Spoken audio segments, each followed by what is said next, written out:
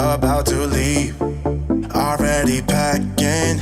Come with me, I'm not really asking.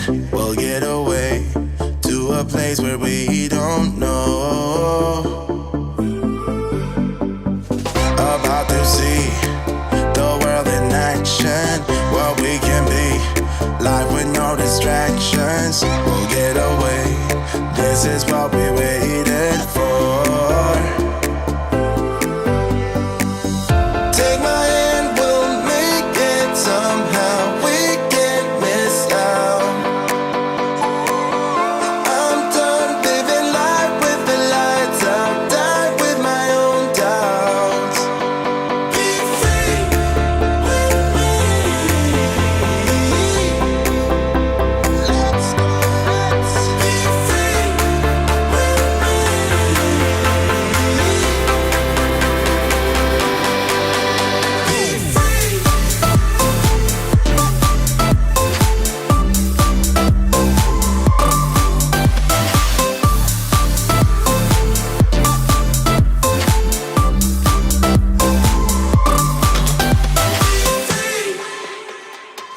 Not looking back, eyes on the freeway, Bonnie and Clyde, a classic cliche. We're on the run, this is what we waited for. Take my hand, we'll make it somehow. We can't miss out. I'm done living life with the lights out, die with my own doubts. Be free.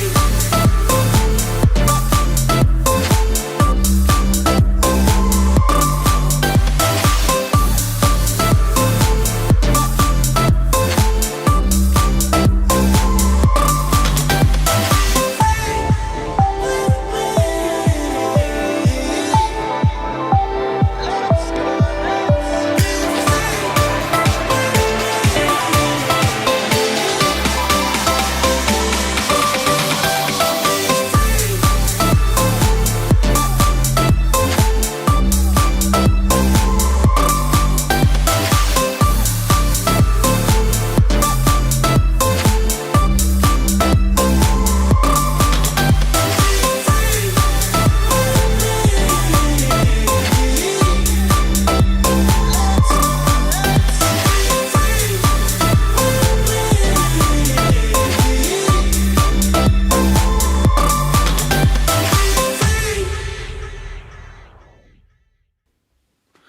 Good evening, everyone, and welcome to our second live AQA A-Level Psychology revision session. And this one is on, remind me, Lara. Emery. Memory, you're right. Bit of a dad joke to start the session. How are you doing? Anne is with us for the first time today in the middle there, and Lara on the left. That must mean I'm on the right as we look at the screen. And we've got loads and loads and loads of students logging in live, flowing in to the chat room. So, Lara, do you want to give us a flavour for what we're covering tonight? Pretty fast-paced Yeah, session on memory. absolutely. Yeah, so obviously we're still on paper one. We did our first session last week. This is memory this week. We've got quite a few games. We've got if those of you that were with us last week, we've got a couple of new games in tonight that you haven't actually done yet. So that is always exciting. Like always, myself and Anne, we're going to alternate activities. So you'll hear both of us tonight. And yeah, any questions, put in the chat box. We'll try and answer as many as possible, but answers, obviously, you know, this is interactive. So when we're going through the activities, just pop your answers in the chat box and yeah, have some fun. Yeah, brilliant. Okay, well, I'm here. I'll have a go at the questions as well, Lara, and I'll have a go, just, you know, because I like doing memory. And at any stage, if you just tell me to move the slides forwards, backwards, or whatever, it's going to be fun. Absolutely. Right, if we make a start? Yeah, let's go for it. Okay, so this activity, missing vowels. You've got to guess the phrase, word, researchers even. So let's see, what are we coming up with, guys? What do we think this is? I'll give you a bit of a clue. It is researchers. Okay, aha. We're gonna, yep, shade. Naomi, good. Okay, we're getting some correct answers too. Excellent, good. So it is Atkinson and Schifrin. Perfect. Let's go on to the next one. Okay, I think this is a bit of an easy one. Let's see how we do.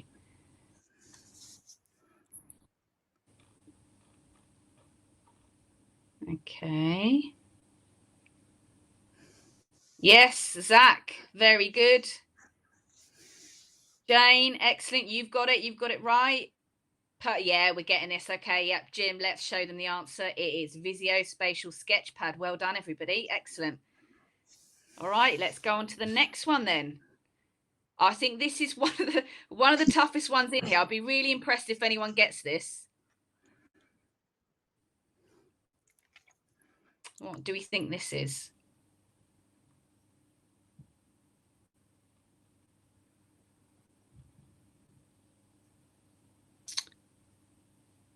Oh, we're getting some right answers. I'm very impressed. Excellent. Sarah, very good. Imi, Mel, Jane, again, excellent. Yep, Jim, let's show them what the answer is. We should have episodic. So episodic. Cool. Next one then. Okay, what do we think this is? Towards kind of the tail end of memory, this is.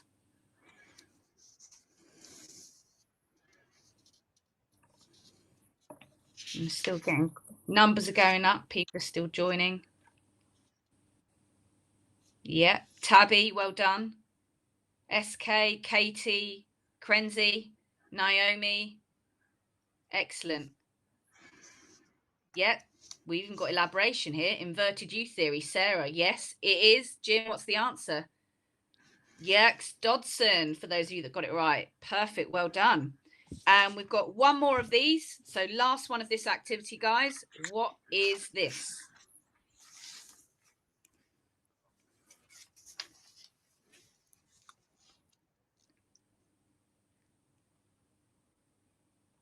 Jenny, first one to get the answer.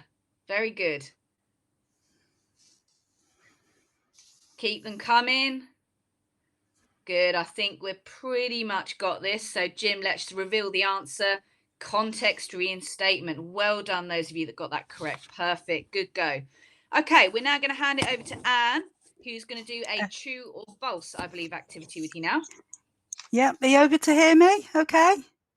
Yep, Anne, I think we can hear you fine.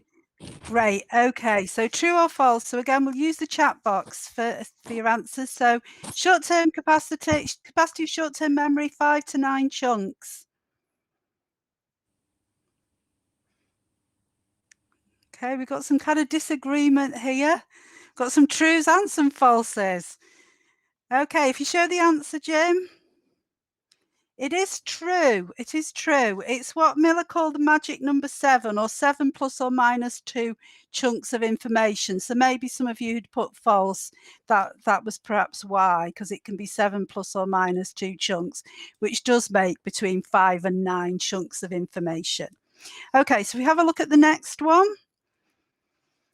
Okay, so long-term memory is encoded acoustically. True or false? Yeah, it can be bits or chunks, Gracie, you've put there. Yes, it can be. Bits is another word for a chunk. So is this one true or false? Oh, we're doing better there. Yes, if you can show the answer, Jim. So I think we had lots of falses there, didn't we? Molly, Caitlin, Isabella, there's loads of them, too many. Okay, so what is the correct... Oh, somebody's already anticipated that I was going to ask what was the correct answer. So Archie, yes, it's semantically. That is how it's mainly encoded. Okay, we've got a nice definition there of long-term memory. Okay, so if we move on to the next one. So true or false, there are 3 slave systems to the working memory model. Is that true or is it false?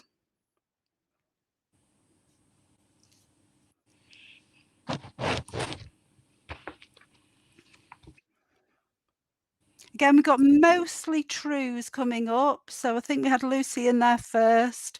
but then they're going so quickly I can't read all the names. It depends which model, actually, because in the earlier model, the first model they proposed, there was only 2 slave systems, but they added one on later on. So again, what was the one that they added at a later point in time?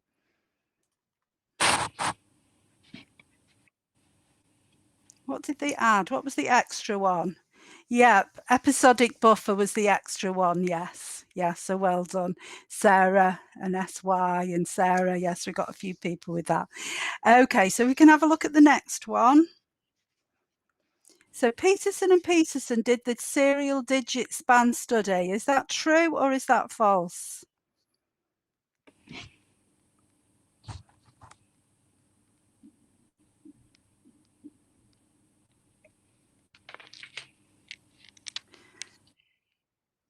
So we've got lots of falses coming through there. It's come through so fast. So I can see Ben and Gracie and Molly.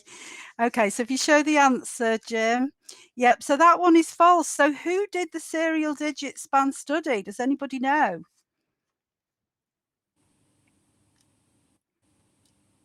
Yep, Jacobs. Yes, well done, Sabrina. Well done, Lucy, Safa. Great stuff. Okay, so if you have a look, I've got the last one coming up, the true false. Okay, so simply paying attention to information in the short-term memory enables transfer to the long-term memory. Is that true or false?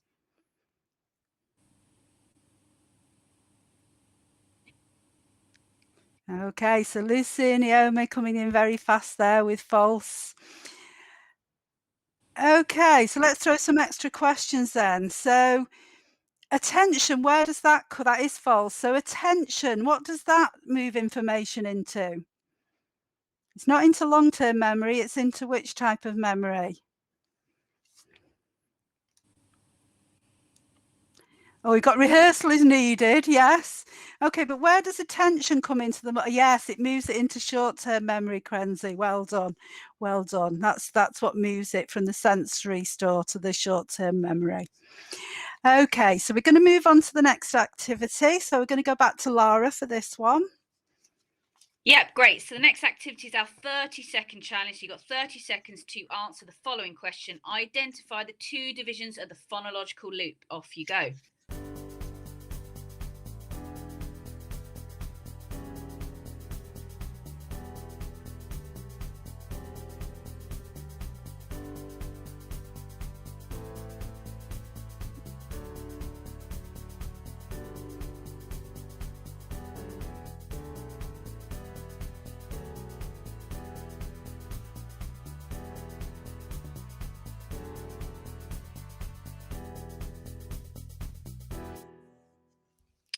Good. Most of you done really well on that. We had some mixed answers to start with, but yeah, you're quite right, most of you. Phonological store and your articulatory process. So phonological store is also known as the inner ear. I think I saw some of you actually put inner ear and inner voice. That is another name for phonological store and articulatory process. So phonological store, just to remind you all, that holds the words you hear. Okay, that's called the inner ear. The articulatory process is almost like our inner voice. If you think of it as an inner voice, that acts as our maintenance rehearsal. It's almost like silent repetition of words within our head, okay, to maintain it there in that store. Great. Okay, let's move on to the second one then for the 30-second challenge. We've got how does information get transferred to long-term memory?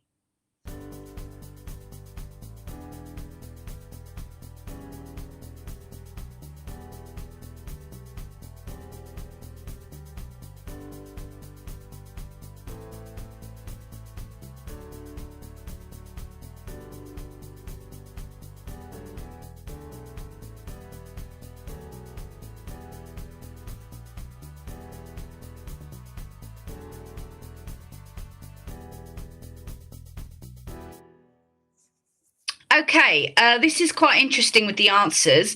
Most of you have got this correct, but some of you have just simply said rehearsal. And whilst it is rehearsal, it's actually a type of rehearsal. It's called elaborate rehearsal. Now, we've got 2 types of rehearsal that are going on within the short-term memory, if you like. So within short-term, we've got maintenance rehearsal, which keeps the words, if you like, in that store on a loop. But then to transfer it to long term, we've got to have elaborate rehearsal. We've really got to think about it for it to be transferred to long term, if you like. So make sure you can differentiate between that, guys, between your maintenance rehearsal and your elaborate rehearsal, as it were. Good. Okay, let's move on. So name a study that investigated duration of short-term memory.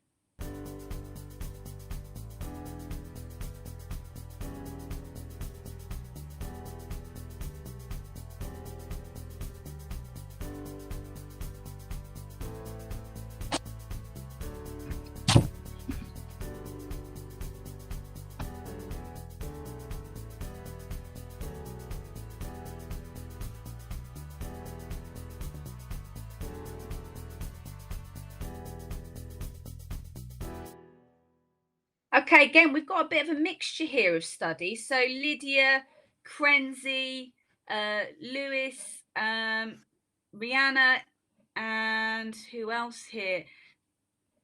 Jenny as well. You've got the right answer, but we do have some variation. We've got some of you that are saying Miller, some of you have said Jacobs. It is actually Peterson and Peterson. So Jacobs and Miller are investigating generally their findings of the capacity of short-term memory. So Peterson and Peterson, remember, they found that short-term memory has a very short duration, generally less than 18 seconds. Okay. All right, well done, guys, for that one. We're now going to move on to the random question grid. Back over to Anne. Okay, so what's going to happen here is that when there is a click, it'll give you one of those questions that you need to then use the chat box to try to answer it. And then we'll have a look at the answer, and then we'll move on to the next random question and so on. Okay, so Jim, if you want to click for a question. So identify the difference between explicit and implicit memories. So a bit of a tricky one here. Let's see who can answer this one. What's the difference between them?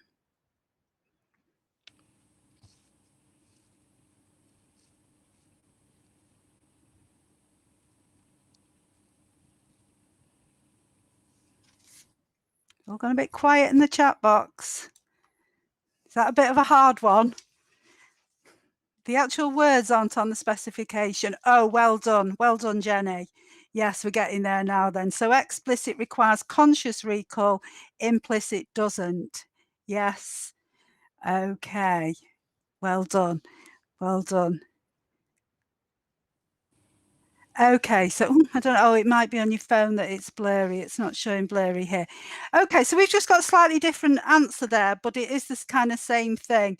So explicit refers to knowing that, and we kind of consciously have to remember. So if somebody asks you, you know, what's the capital of France, then you have to consciously think about that and remember it. Whereas implicit, like you've said, it's unconscious, and that's knowing how to do things. You don't have to consciously think how to ride a bike, providing you've learned to ride one. You can just get on it and ride it. So that is an implicit memory. Okay, so well done. So can we have the next question?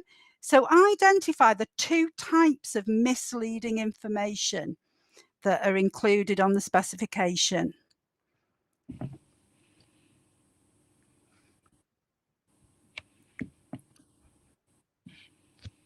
Yeah, there are some great answers tonight because some of these are quite hard.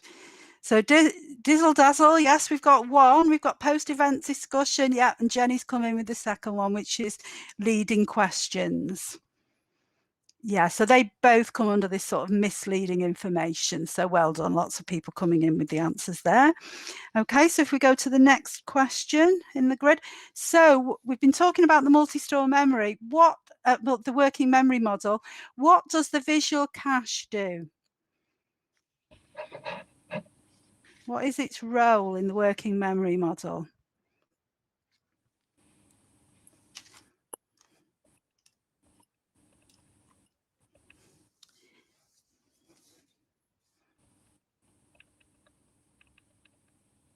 Yes, they're coming in there. Sarah, Abby, Lucy, yep, and then loads and loads. So it's part of the Visual Spatial Sketchpad, and it deals with the visual memories. Okay, so if we can have the next question. So a teacher recalls her previous students' names, but not the current students' names. What type of interference is this? We've got some more specific answers there to the visual cache as well, which are nice answers.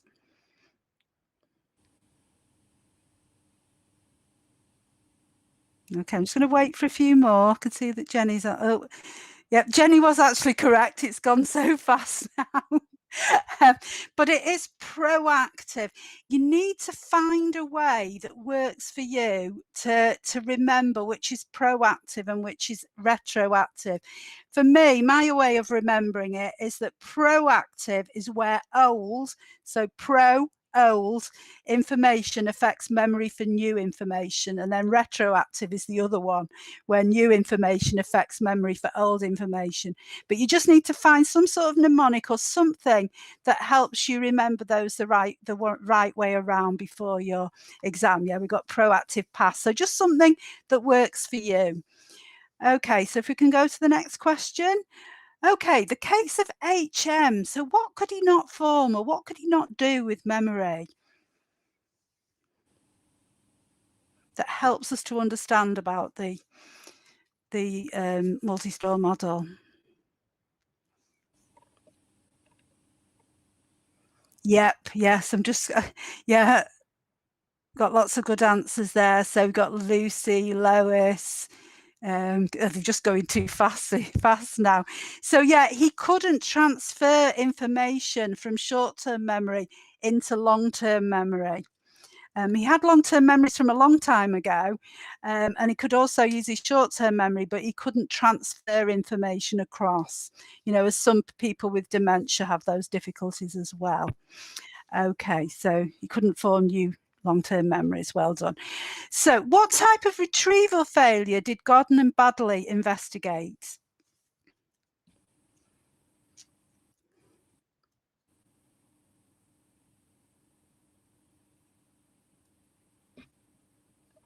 Yes, he does support the multi-store model. Yes, I do. Yep, so again, we've got Jenny and SY and Premji. We've got lots of people coming in with context-dependent forgetting. Yes, so if we can just click the answer up, yeah. So if you remember the study of the deep sea divers where they learnt words and they either had to learn and recall them under the water, or they learnt them under the water and on the land, or the other way round, or both learn and recall them on the land, and they found that they tended to remember them better if they learned that, if they recalled them in the same context, in the same place. Okay, because they'd be the same external cues. Okay, so how could research investigating memory have higher realism? So because that's been one of the criticisms of the studies, hasn't there, that they're not realistic, they're quite artificial. So how can the research to investigate memory make things more realistic?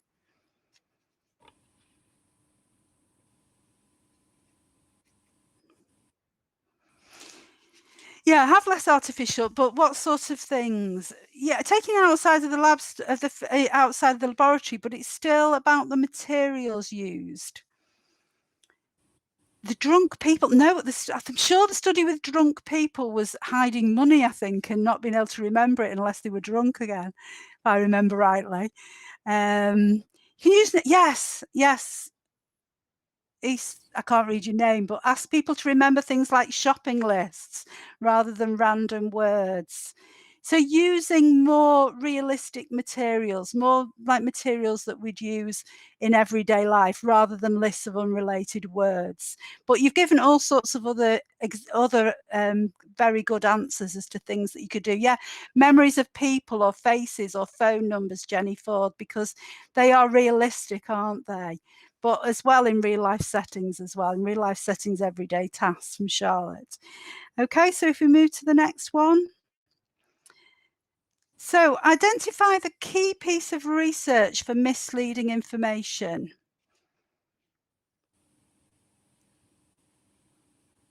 What's a good study that you've learned, that you've looked at for misleading information?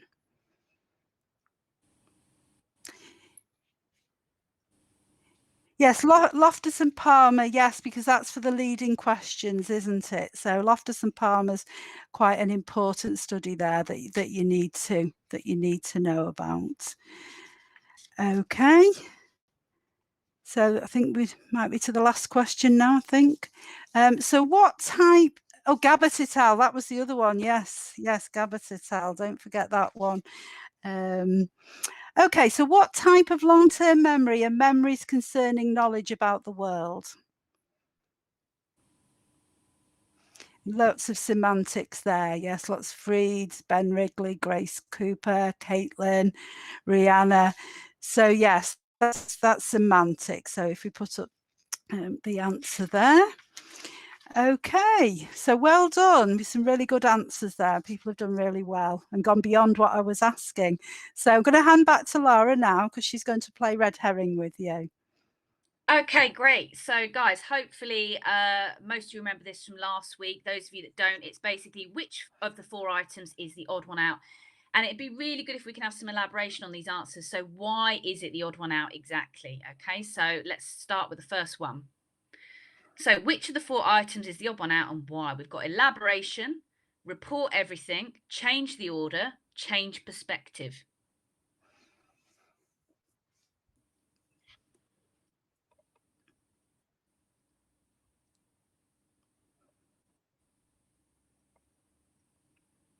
Okay, give it a few more minutes. Good, they're coming through. Great, yeah, well done, Ben. You've got elaboration. Perfect, Sarah as well. Lucy Curd. Abby, yeah, not part of the cognitive interview. Quite right. Can anyone tell me what the 4th factor is for the cognitive interview? What it's called? So we've got change perspective, change order, report everything. What's the 4th one?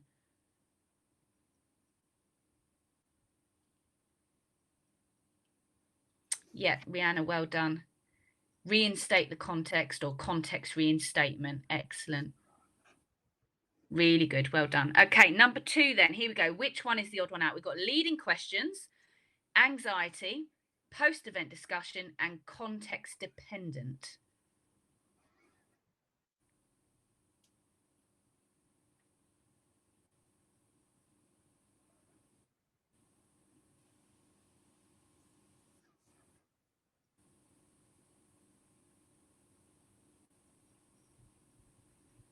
Yes, we're getting some mixed answers here. We've got C, D, B.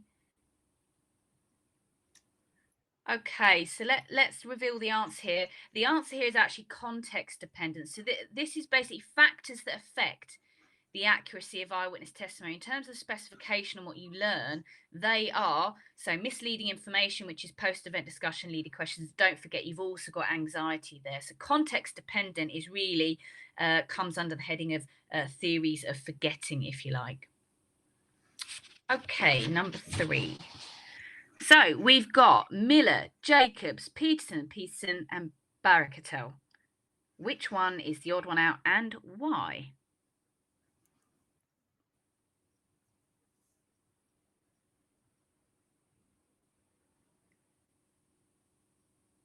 Xavier, very good. You've got the right answer. Premjeet as well. Yeah, we've got a few mixed answers again here, but some of you are getting it right. The correct answer for this one is actually D. Barrick investigated duration of long-term memory, whereas A, B, and C all were for short-term. Specifically, Miller and Jacobs investigated the capacity of short-term memory, and Peterson, as we said before, was duration. So well done, those of you that got that one correct. Okay, number 4. All right, so this would be interesting. Who can get this right? We've got collided, contacted, smashed, and touched. Which one is the odd one out?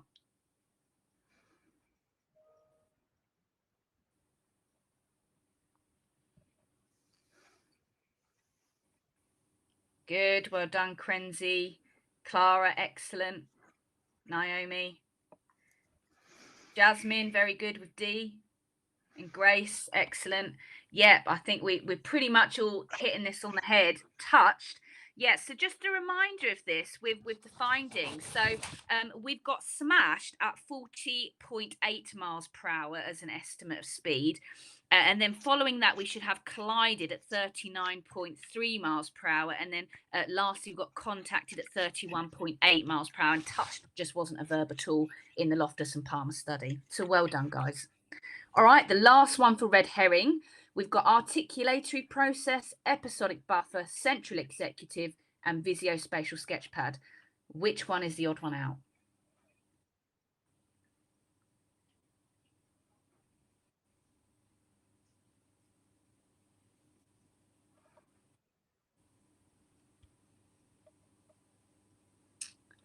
Okay.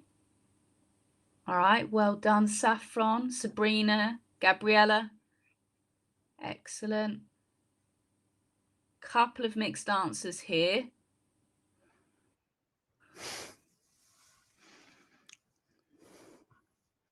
Grace, I like that. A isn't a slave system, it is a component of phonological loop. I really like that answer. Well done, Grace. So let's have the answer. Most of you got this correct, so well done, guys. It is articulatory process. Why? Really, this was main components of the working memory model, which obviously are central executive, episodic buffer, visuospatial sketchpad, and articulatory process is a component, if you like, of specifically the phonological loop. So the main components are B, C, and D. So well done. Okay, I'm going to hand you back over to Anne now. We're going to do a scrambled sentence activity. Okay, so in the scrambled sentence activity then, this is an evaluation paragraph for an essay that maybe asks you to outline and evaluate the multi-store model of memory. So what I want you to do is work out what order those sentences should go in to form the correct paragraph. So you need to put the numbers into order. So if you have I think you did this last week if you were here. So if you can, when you've worked it out, if you put it in the chat, the right order of the numbers, and let's see if somebody can get it. So yeah, so you've got to reorder the items so they make a correct paragraph. So what should come first in the paragraph? Which of those sentences? Which should come second, and so on.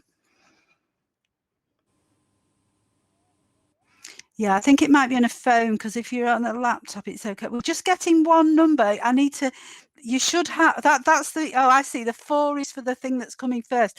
I want to see somebody put them all in order. So you should have the 8 numbers in the right order. 4 is the first sentence. 4 is the opening sentence, that's right. Try it on a piece of paper, just jot them on a piece of paper till you think you've got the complete order of them all.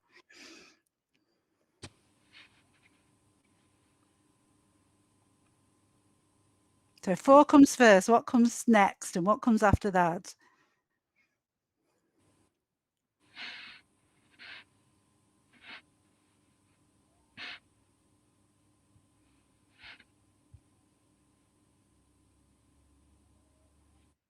Have a little gap now where everybody's thinking.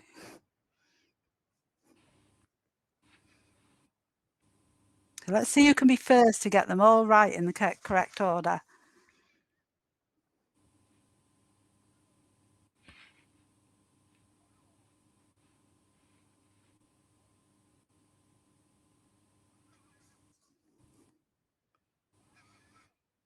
I'm just getting single numbers.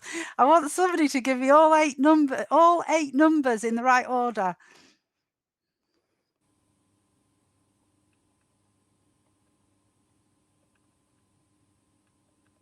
Okay, we've got SH Chan is coming through. Nearly. You've got some of them right, but not all of them. Have a look at 6 and 8.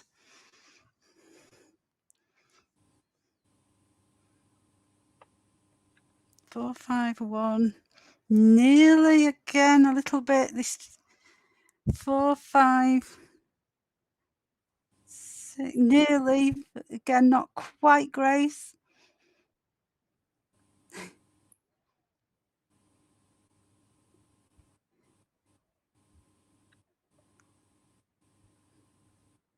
I think we need to have a look. Yeah, I think we need. I think we need to have got some who are really close, really, really close. Lily, you're really close there. 516. Yeah, just a few that are really, really close. 4, 5, near, so nearly. Okay, yeah, let's click on and have a look. So you'll see how close you were here. So it's starting with 4. A weakness is it of the multi-store model of memory. It can be argued to be oversimplified. 5. So then you go. The multi-store model states that short-term memory and long-term memory are single unitary stores. Then we've got 6. Therefore, the multi-store model of memory can be criticized for being too simple and not accounting for the operation and anatomical differences in the memory stores. Then we've got 1. Research contradicts this. The case of KF demonstrates this, as he has difficulties in capacity for short-term memory, but only verbally. It was intact for visual and acoustic items. Then 3, this therefore demonstrates the model as being too simplistic to explain memory. 2 spelled wrong there. 7, furthermore, the working memory model provides evidence to suggest the short-term story is much more complex than suggested by the multi-store model of memory. And then 2, for example, the working memory model states there are a number of qualitatively different stores in the short-term memory, such as the visual spatial sketchpad. And finally, then linking it all together, this means something more complex than the multi-store model is required to fully explain memory. Okay, so well done, because some of you did get it spot on right, and some of you were very close. And it's hard to do it quickly and on screen there. So well done. Okay, so I will pass you back to Lara then for the bubble quiz. Okay, so I think the bubble quiz, this is our last game this evening, guys. So the bubble quiz, you're going to have 4 answers that come up, and you've got to choose which are the right answers or answer. It could range from 0 to all 4. So you've got to tell me how many answers shown are correct. So let's go with the first one then. So we've got, how does using the cognitive interview improve accuracy of eyewitness testimony? And I think the key command word here is how. So again, we put our answers in the chat box. So remember, it can range from 0 to all 4.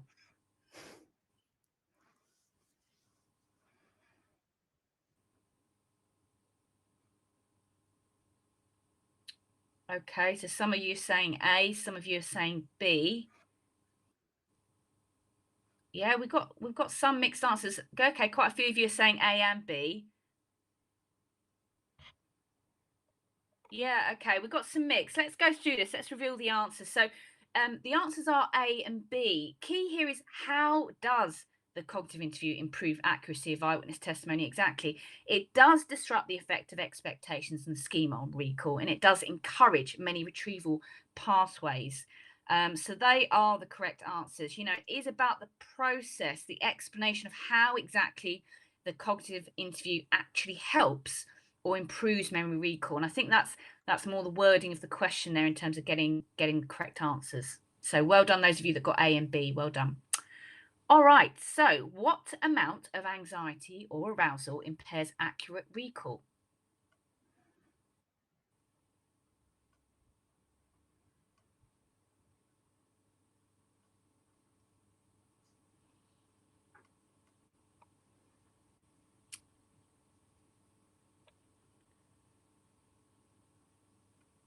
Yeah, well done, Sarah, Rihanna, good. Caitlin, Molly, yeah, we're getting the right answer here, which is really encouraging, guys. It's really good work. Perfect. Naomi as well. Yep, Lucy, excellent. Let's reveal it then. I think we're all getting this. So yeah, it's too high or too low that impairs accuracy of recall, with intermediate levels, if you like, of anxiety or arousal benefiting or increasing accuracy of eyewitness testimony. And this links obviously and is concerned with the Yerkes-Dodson effect. Well done.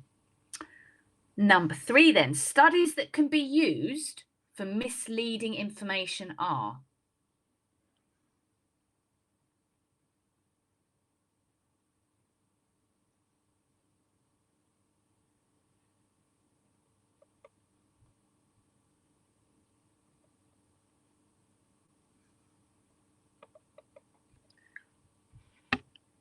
Okay, so again, we've got some mixed answers here. Grace, you think it's all of them?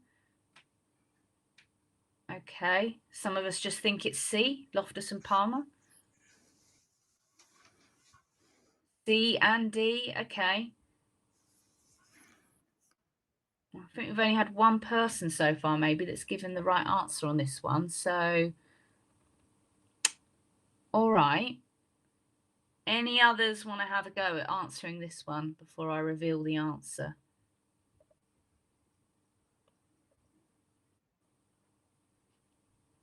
Okay, let's go through the answers. So you should have for this one A, C, and D.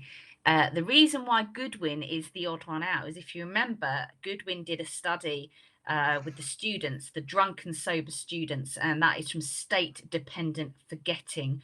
Loftus and Zani, if you remember, did the broken glass leading questions. You've got obviously the main Loftus and Palmer study. We've mentioned that a few times this evening. And the Yulian Kutcher one was the real life armed robbery, if you like, which basically demonstrated that leading questions have less of an effect if it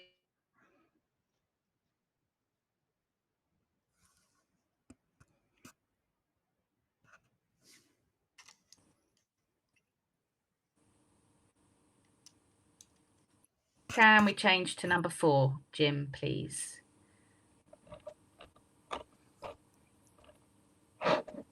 Here we go. So, examples of retroactive interference. So we've got remembering my ex's date of birth, but not my current partner's date of birth. Oops. Learning Spanish after Italian and only remembering the word chair in Spanish and not Italian. Remembering my old home address, but not my new home address. And lastly, remembering my new mobile number, but not my previous mobile number.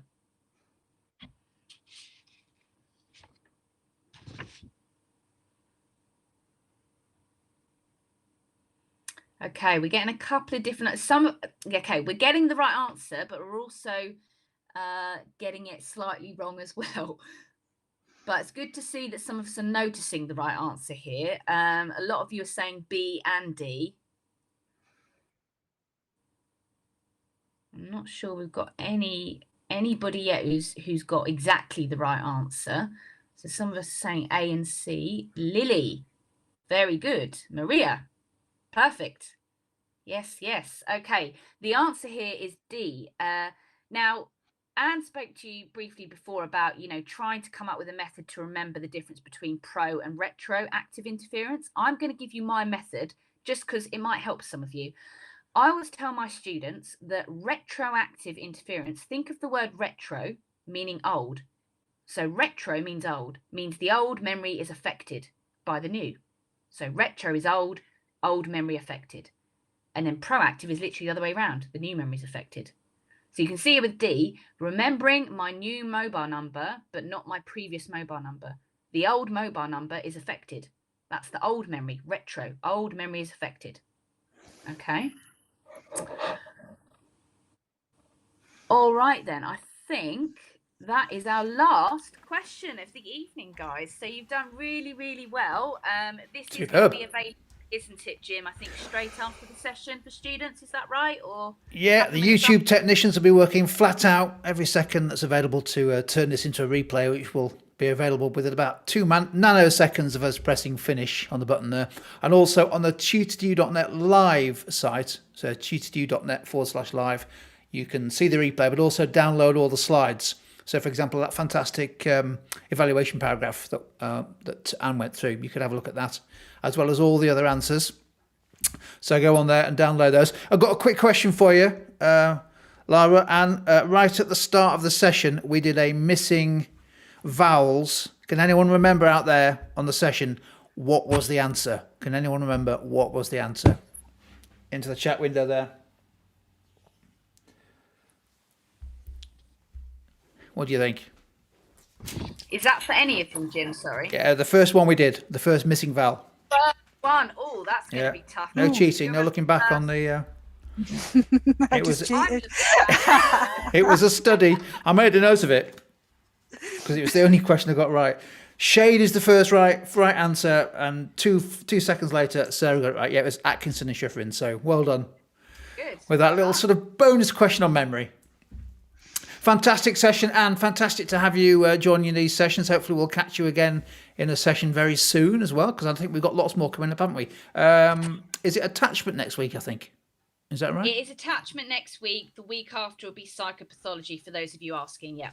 Brilliant. Same time, but next week it's attachment.